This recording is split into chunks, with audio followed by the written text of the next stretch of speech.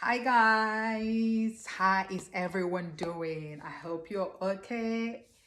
We are in 2026. So I hope we are all doing well. Well, it's very cold here in the UK. I know for those in the tropical country, it must be very hot in Nigeria. But here we are. First of all, I am really so saddened by Chimamanda Adichie, the way she lost her son. When I saw it on X, I thought it was just one of those jokes, but I thought, who would make such a joke? And then I said, you know what? Let me go and do my research because I think it's just the lawyer in me. Immediately, you want an evidence. I want to see. You just don't want to believe whatever anyone is putting online. And lo and below, that was really true. How sad. Condolences to the family. I hope you both find peace. It's going to be such a long time. And for the fact that they waited for those twins for almost 8 years, I think about. Whew. Anyway, back to my video. But first of all, have you been watching The Unleashed? If you have not, I am looking at you. I am looking at you. You better go watch. Anyway, I know you're still waiting for my fourth episode 2 with Emeka Ike. I am still doing the editing. Even I'm not the one doing. I don't know it, but I'm so busy with the editing to see what is happening. But it should be up very soon. Continuing on from my last video, when I did a child arrangement order where there is a domestic violence conviction already involving the man. Most cases, like I say, it's always involving the man, the cases I see. Not saying that there is no domestic violence happening against men, no. So today, it's the video where there is no domestic violence, but there is domestic violence. There's no conviction yet, or police has not charged, or you're still under investigation. Either one. Or there's issue that the man is going to take the child and take her out of the UK. This usually happen when there are dual citizenship in a relationship. Say a Nigerian man wants to take the child born in the UK to Africa, or an Indian man wants to take the child born in the UK to both British citizens. Maybe they are first generation, they are immigrants. So those are the application I'm going to be talking about today. Now, you don't have to wait until they've charged the accused or who's going under investigation, whether it's the woman or the man, to make the application, this child arrangement order. You should make it immediately if there is serious abuse. Please, you don't have to wait until he's been charged or she's been charged and there is a conviction. No, if you have to protect your children, your child, you must act very quickly to do so. And the good thing is that these applications, you can make them without sorry, I lost my thoughts there in a bit. I think it will come back to me. The good thing with this application, you can, the judges are there to hear them very, very quickly. It's actually a very, very lengthy form. So I will advise, seek legal advice, please. Of course, I'm a full advocate of, I'm really, really against domestic violence. However, I also know there may be cases where the system is being abused. That's a different matter. I'm here for those who are facing domestic and you have to protect your child. Please do so immediately. Again, I must add here, if you are on benefit, you are unemployed and you are on benefit, either you're receiving a universal credit or a disability living allowance, please look for a firm that can assist you to make the application, because a firm that has legal aid franchise, because we do have legal aid contract to be able to offer public like you who needs help. As I said earlier, they are very expensive. So if you are receiving benefits and you have proof of that, let your lawyer, when you come to us, that's what the first thing we look at it first, of course, then assess the merit of your case, because it's quite easy to do that. Now, like I said, the application is 100-page. There is one very first step you must make before you make the application. You must seek mediation. The reason why we are seeking mediation is to see if we are big on advocating how to reconciliation, if mother and father can come on meet on the table to try and see what agreement can be reached. Hence the court, it's mandatory on that form. A mediator must sign that you've sought mediation. However, there's always however in law.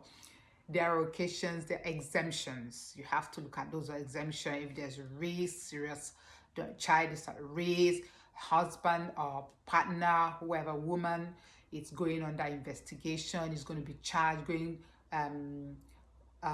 court proceedings is ongoing for domestic violence, then that's an exemption that you don't have to go through the mediation.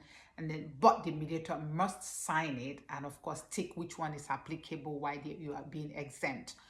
And also when you seek that, because obviously when relationship has completely broken down, you really cannot get parties to come under the table, to meet on the table to try and see what agreement can be reached. We get that, but you still must seek the mediation. And so the mediator will say you've come, but the partner did not engage. So they will sign the form, and then you and your lawyer can then fill the application form, and off you go. Now, like I say, I was trying to print the form so that I can, as you can see here, I'm trying to, sorry, you're not going to be able to see it yet, but I'm just going to be telling you, glance through it and tell you what the most, this application, once again, it's not if there is this, you're protecting a child, you are, there's domestic violence, abuse, issue, you use this form. There are another form that can be used. It's the same family matter, non-molestation order. That order too, I think I will leave that. Let me focus on that. So when you're looking for non-molestation order, that's not what I'm talking about here. This is purely when you are seeking child arrangement order in respect of your children and where there has not been criminal conviction yet. Maybe I said earlier, maybe there's ongoing investigation. Now, the application allows you to ask for 3 specific orders. You can ask for child arrangement orders or prohibition steps order or specific issues. Or you can decide, depending on the case, you may be asking for 3 of these orders. The prohibition orders is usually applicable where you are both parties, and for example, your partner is British, pure British, or European, and you, the other partner, the male or female, is either Nigerian, British. Now, the British one or European one is now afraid that you may take the child out of the UK without their consent. This is what you use the prohibition order, prohibition steps for in this form. And so the orders you can ask under that is that the partner should not obtain passport without your consent of your child. If he has your passport, you may be asking for him to return the passport to you. And of course, you have to give reasons why you think they may not return your child. You can just make something out of the air just because you want to punish the child, or it shouldn't be for vindictive reason. You must have good reason why you think you're asking for such order. So if the father or mother is not allowed to take the child out of the UK without your consent and cannot obtain their passport, that is what that prohibited steps order is for. So these are the orders you can ask under this. And of course, if there is then domestic violence, and like I mentioned earlier, you can state all of that. Now, I mentioned earlier that when there is no conviction yet, what you get is that there might have been police investigations, but they didn't charge. There was no charge. Remember that police has to be sure that they will secure conviction. If there is no sufficient evidence to take the matter to court, they may not charge, or they may send it to the Crown Prosecution to decide whether there is enough evidence to secure conviction. You've gone through lengthy investigation, and there may be, in most times, the local authority is involved, and maybe the GP is aware, the children's school is aware. So there's already plethora of alleged domestic abuse, but not charged yet. Now, when the application is made, the judge is most likely going to be making an order depending on what you put on that form to say that there's domestic violence and give the details. And you may say that the local authority were involved, and that the police has been, or he or she has been interviewed on different dates, is known to the local authority. They have the report. Maybe when you may not have allegation of domestic violence, but your partner, the mother or father, when they are responding, might raise issue of domestic violence, why you should not have access to the child. Child arrangement order, just to explain it again briefly, is the welfare of the child. Who is the child going to be? The resident parent. Who's going to be the resident parent? That is who this child is going to be staying with. And who is the other parent who will now be having sex, maybe 2 or 3 days to see the child? Depending on the circumstances, it may well be a center that is approved where you'll be seeing the child.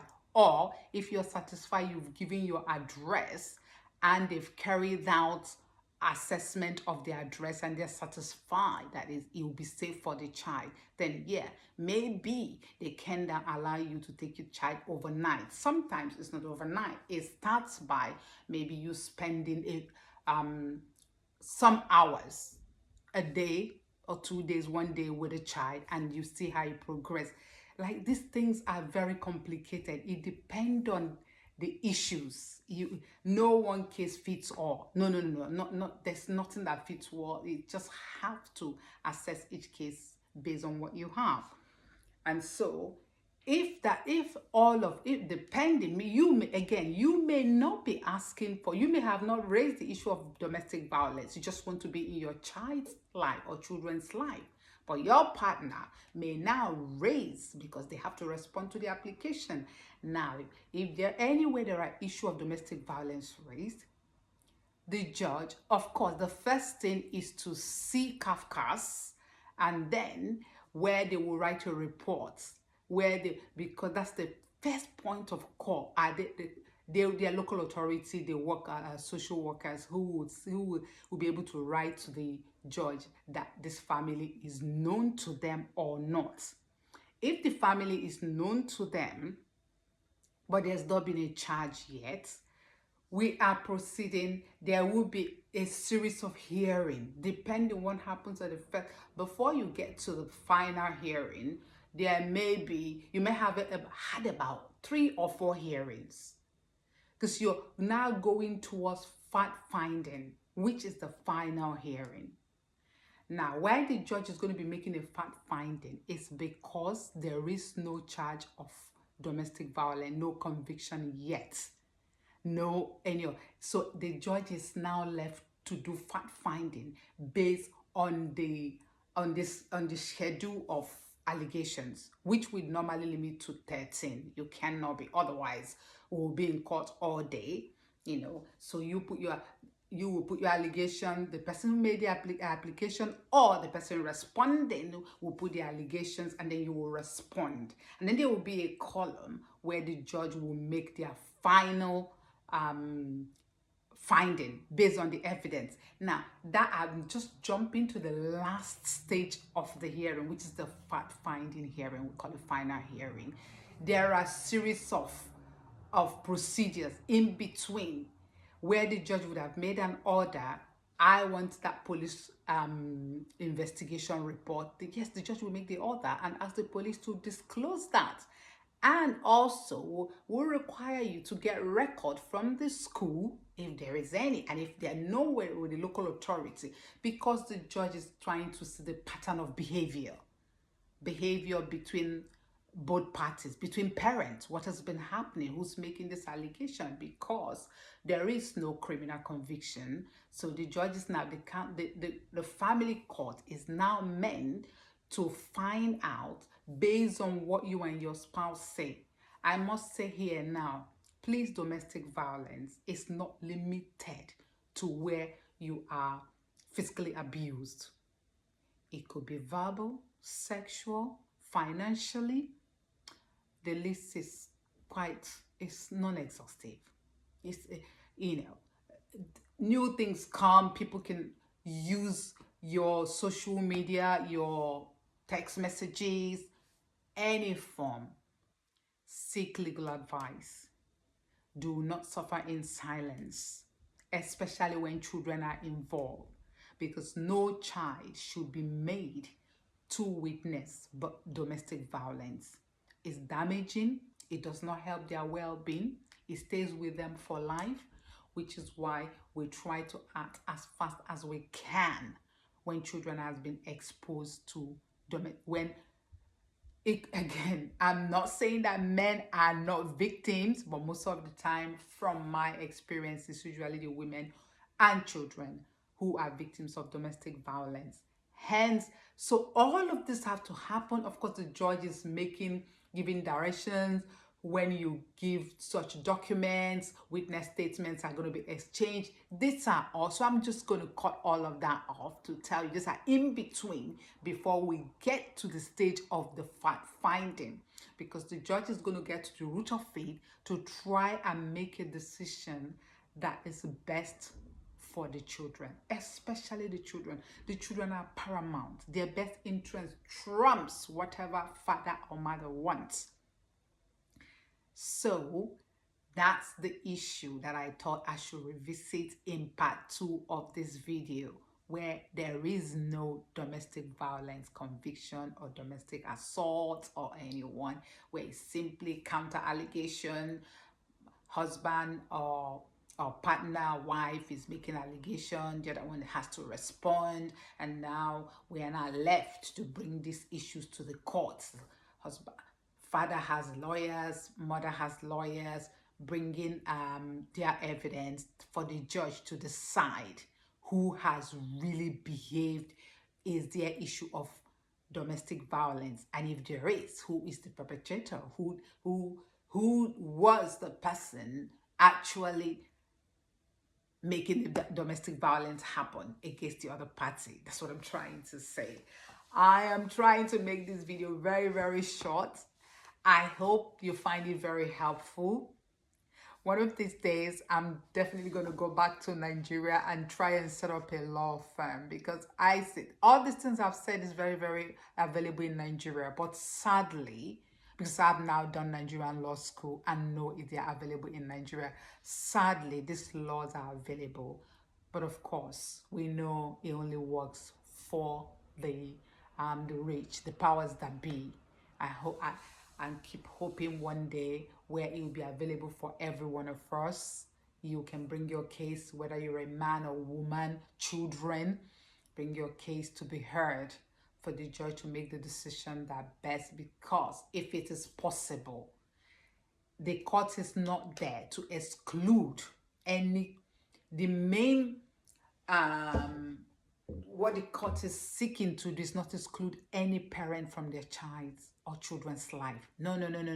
If you have that, because I've heard that so many times, until when I begin to do cases, a lot of our men now say, no, it doesn't work that way. It's both parents that the court wants to be in the children's life, unless the children, for reasons of domestic violence, they don't want to have anything to do with the father. That is a different matter. If that is not the case, our job is to ensure that both parents are in the children's life, because it benefits them. They flourish you know. So I think I will leave it here today. I've talked about where there is no domestic violence conviction, it's just allegations. You've been interviewed, there's record, or maybe there is even no record at all. Maybe it's the first time you've never been interviewed, because some women don't report domestic violence. They don't, out of fear, um, our cultural background, really, really, really, from most African countries, sad to say that, or India or Bangladesh, most women will not report it. They are so afraid. That is why the family court is there. What maybe they've not gone to, they've never reported this matter, that doesn't mean it's not happening. So please seek advice. There are a lot of shelter, there are a lot of charity organization. If you don't want to talk to a lawyer first, they have lawyers they can put you through so that your case can be heard. Other than that, I will stop here today, and make sure you watch the Unleashed. Sorry, it's the Unleashed podcast. Thank you for those who's been watching. Ah, I don't know how I'm doing today. Okay. It's okay anyway. Yeah, it happens. I try to make it perfect, but no. I'm not Jesus. So yeah. Um, so I hope this video is helpful to you. And for the men, please. When when relationship breaks down, I see it a lot in our community. Don't punish the woman. Don't think you're staying out of your children's life because the marriage is broken down or relationship is broken down. It's the children that suffer the most. And there is no winner in such situations. So forget about whatever has happened. If you can be in your children's life, please be in their life. It may not be that you're rich financially. There are other things you can do to be in their life. But don't just extricate yourself. No, because relationship has broken down, or because you think, oh, since she said the relationship is ended, I'm gonna let her just no. Okay, it's too long a video today. I hope you watch it to the end and watch from beginning to the end, because there is so much information in this video. Until next time, love you guys, loads. My D-stars. I'm trying to find a name for you people, for my supporters. I'm gonna come up with it. If there's anyone you think suggest, please, I'm open. Thank you.